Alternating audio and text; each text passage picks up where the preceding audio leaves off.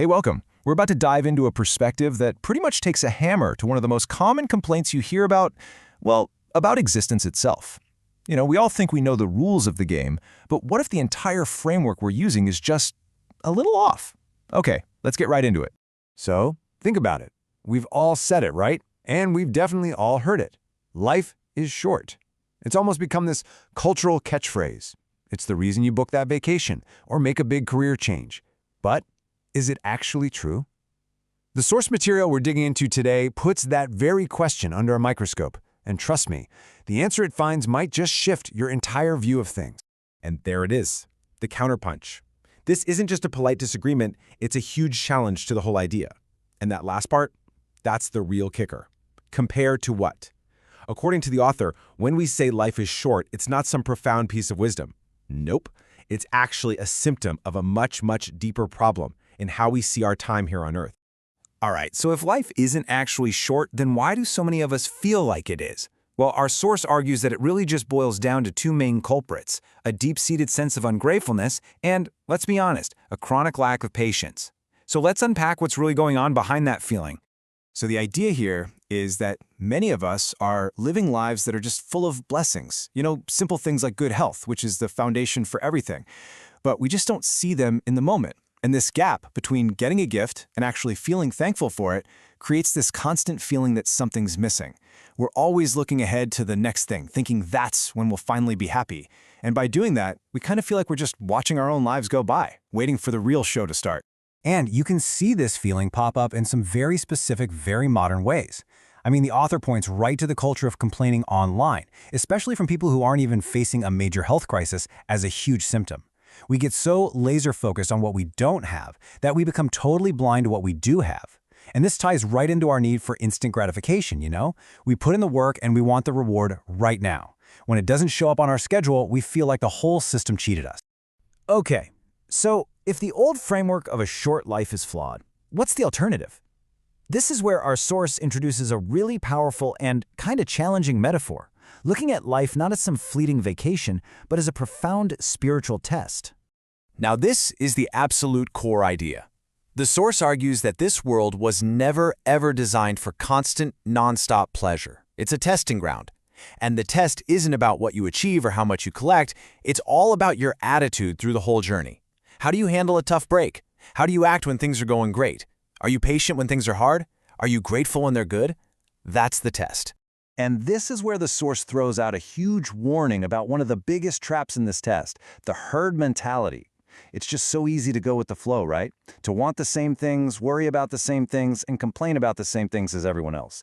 But the author is really clear that on a spiritual level, you're judged as an individual. You and you alone are responsible for your choices and your mindset, no matter what the rest of the herd is up to. So what does this test actually look like in the real world? The source gives a fantastic example: income inequality. It's framed not just as some big economic problem, but as a two-sided spiritual challenge. For those with wealth, the test is about generosity. Do they share what they have? For those with low incomes, the test is about resilience. Do they give in to despair, or do they actively look for solutions? See, everyone's being evaluated, just on different parts of their character. So if life is a test, you kind of need to know the rules, don't you? How do you pass? Well, thankfully, the source doesn't just drop this big idea on us, it actually lays out a really clear, actionable way forward. So the author suggests this four-part strategy. First, it starts with the physical, healthy living, because your body is the vehicle you're taking on this journey. Then it moves to how you treat others, helping others, because compassion is a huge part of the grade. The third step is all internal, ignoring status, because this test is about your character, not your reputation. And it all leads to this universal principle: share good to receive good. Your actions are always sending out ripples. Okay, let's just park on that third step for a second, because this quote is a real showstopper.